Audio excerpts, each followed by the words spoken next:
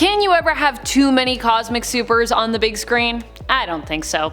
Welcome back, Nerd Squad. This is Top 10 Nerd, and I am your host, Amanda McKnight. I love going cosmic, so today we'll be counting down the top 10 cosmic superheroes we want in the MCU. Because as I said, I don't think you can ever have too many when it comes to Marvel's interstellar roster. Let's get counting. Number 10, Crystal. Crystal is the sister to Medusa. She was also for a long time the love interest of Quicksilver, and the two even had a child together and were married. Crystal has also been in a relationship with Johnny Storm, another famous hero and a member of the Fantastic Four. It is possible through her attachment to Johnny we could see Crystal introduced in the MCU, as we know the Fantastic Four will be showing up eventually. And perhaps even through Crystal we could be introduced to the Inhumans, and their sometimes cosmic home of Attilan, a floating invisible city that has existed before on the moon and at other times floating over Manhattan, specifically the blue area of the moon, where everything happens on the moon in Marvel. Crystal also has pretty cool superpowers herself, which allow her to control the elements, making her pretty powerful, but not too powerful, as she can tire herself out from overuse. And I personally think people that have the potential to be really powerful but also have some kind of setback, that's a great character for the MCU. Number 9, Karnak. We talk about Black Bolt and Medusa usually when we discuss Inhuman characters that we want to see more of, but there are other Inhumans who are also cool and deserve our attention, like Karnak. Karnak is a master martial artist as well as a priest and philosopher. He possesses the ability to see the flaw in all things, which makes him not only an immensely skilled fighter, but also lends to his intelligence as well. Karnak is also a member of the Inhuman royal family. If the Inhumans do end up appearing in the MCU at any point, Karnak would be a character that we'd hope to see because he's just so interesting and such a badass, even without being exposed to the Terrigen Mists and undergoing Terrigenesis. He is loyal to Black Bolt and Medusa even after he seemingly dies. He manages to return within the new human lineage who he is related to but remains kinda trapped within, thinking he is in hell.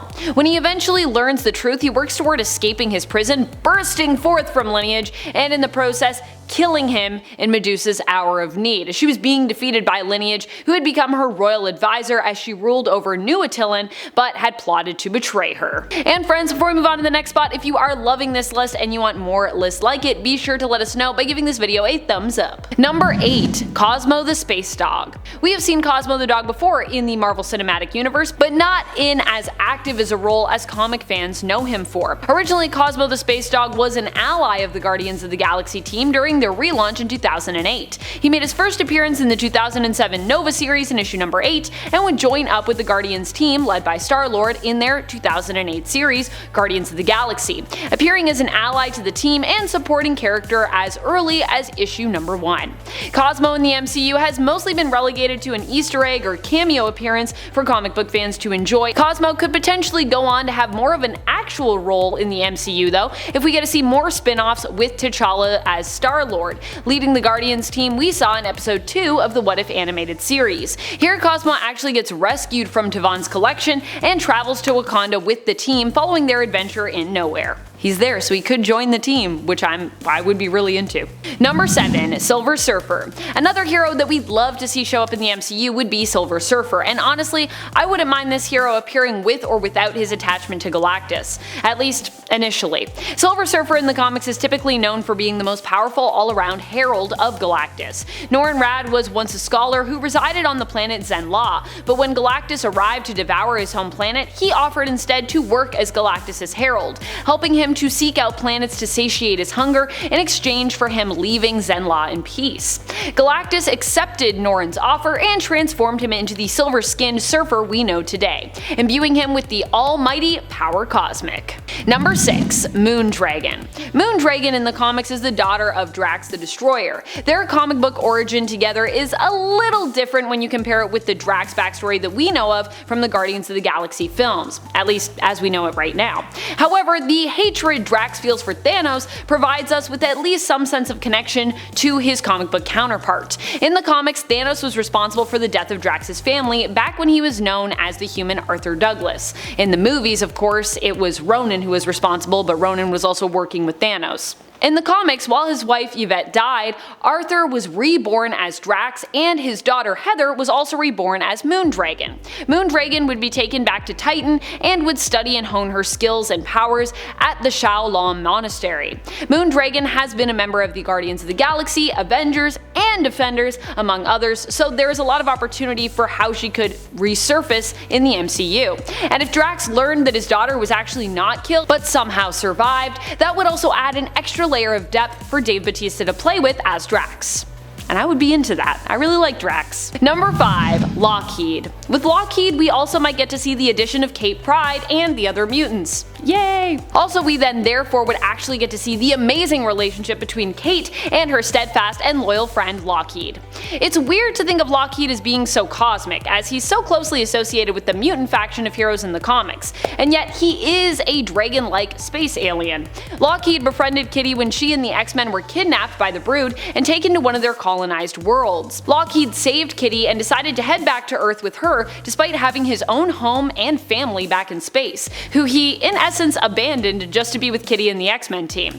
Lockheed appeared as an Easter egg of sorts in New Mutants, being Illyana's imaginary friend in puppet form, who turned out really actually existed.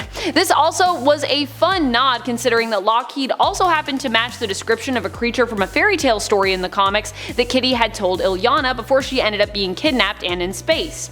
New Mutants, however, exists outside of MCU canon, so this appearance does not count. Lockheed was also once an agent of S.W.O.R.D. in the comics, so there are a few opportunities when it comes to how he could show up in the MCU, either with the mutants or with S.W.O.R.D. And think of all the merch and Lockheed plushies we could get if he did. I want all the Lockheed merch. Number 4. Manifold. Manifold is Eden Fessy, a mutant who is gaining more and more prominence in the comics and is known as the Master Teleporter and also Espionage Operative for S.W.O.R.D., the now all-mutant space-based organization. S.W.O.R.D. in the comics stands for Sentient World Observation and Response Department. While in the MCU it stands for Sentient Weapon Observation Response Division, there is still a chance that with new management, S.W.O.R.D. could become more about observation and defense than sentient weapons and offense. If that were to happen when mutants arrive in the MCU, Manifold might be a good fit for a new recruit, just like in the comics. Manifold's mutant powers themselves are quite cosmic in nature, allowing Manifold to warp time and space through communicating with the universe basically, who generally grants Manifold whatever he asks for, bending itself in essence to his whim and allowing him to travel great distances with ease. Don't underestimate Manifold, he is a masterful teleporter. And y'all know how I feel about teleporters. Teleporters are so OP. Number 3. Adam Warlock. Adam Warlock was teased at the end of the Guardians of the Galaxy Volume 2, but we still haven't seen the character just yet, nor has he been cast. Although there were some rumors spreading around online a few months ago about the search for Adam Warlock having begun in the casting room, and even rumors about just what type of actor James Gunn and the team were looking for.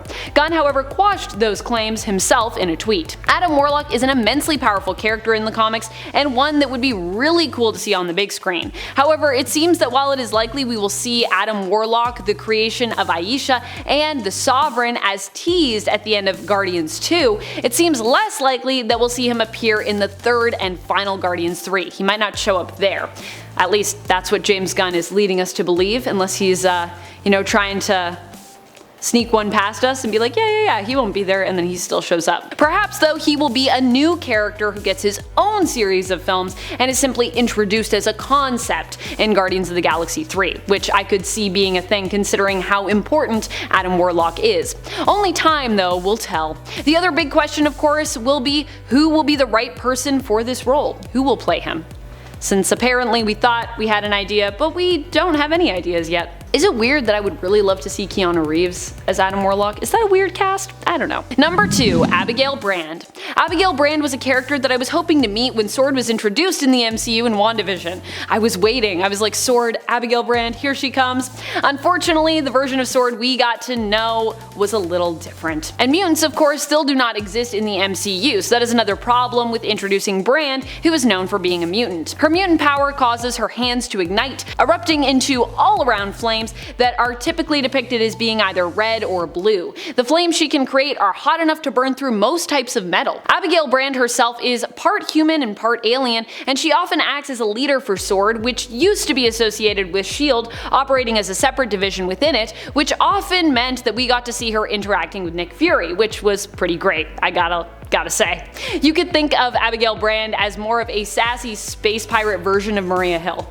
Number 1. Emperor Hulkling. One character that we have all been really excited to see show up in the Marvel Cinematic Universe, who has been huge in the comics and only getting even greater in terms of popularity, is Emperor Doric VIII, aka Hulkling. Hulkling's current cosmic husband, Wiccan, aka Billy Kaplan, did of course recently show up in kid form in WandaVision, and as other various members of the Young Avengers appear to be surfacing in the MCU, fans everywhere are wondering just how and when Teddy Altman will make his appearance. Hulkling is one of the original members of the Young Avengers and is currently known as the head and ruling emperor of the Kree-Skrull Alliance. Assuming this role just before the events of Empire, Teddy was crucial to ending the 100-year-long war between the Kree and Skrull to unify the two groups and create the Alliance.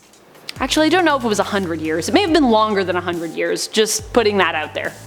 But I feel like it was at least 100 years long. Teddy himself is both Kree and Skrull by birth, being the son of Mar-Vell and Princess Enel, who are some other cosmic superheroes you'd love to see in the MCU, and which cosmic villains do you hope would oppose them? Let us know in the comments below. This has been Top 10 Nerd, and I am your host Amanda McKnight. Thank you so much for watching. Until next time, you stay nerdy, YouTube.